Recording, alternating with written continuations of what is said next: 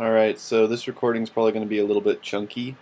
Um, I don't really have the newest computer. But anyways, this is the in-browser 3D world I created. Or map, I guess. It's not really quite big enough to call a world. So if I click, it enters into full screen. Um, and I can walk around, look around. I imagine it's really, really chunky right now in the video. It's not so bad for me, but I know that the videos come out chunkier. Um, There's these hills which are procedurally generated, these trees which are, I wouldn't say procedurally generated, but they are placed randomly, which I guess is the same thing, but it's just not fancy enough to deserve such a big word.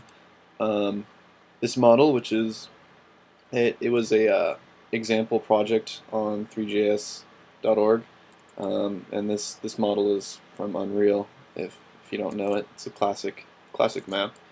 But you can, look around, walk, crouch, um, jump, and fly, fly down, fly up, um, stop flying, and interact. So, a couple of things in this interact. It's got a lot of the groundwork for a real game, or like a real 3D anything. The water was from a 3JS project, the train generation, also a 3JS project, SkyMap. A lot of this stuff is me just taking pieces of other projects and putting them all together. This right here is a model I created in SketchUp very briefly, textured and then imported. There was also a step in between where I put it in Blender and removed any extra vertices, just to make it a little bit cleaner. The shadow mapping is purely local, so basically as I move away you might see that this shadow map ceases to exist. Let's see how far I have to go. Yeah, there. So it's like basically the shadow map is whatever I'm around, which you don't totally notice.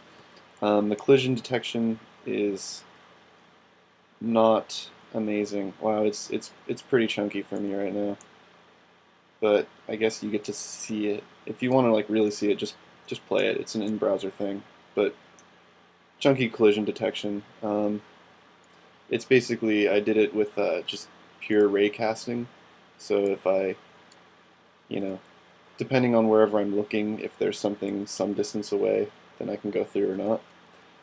And yeah, there's a, oh man, maybe we'll get that, I guess. There's a lot of cool stuff here though. The shading, textures, sprites, procedural generation, models,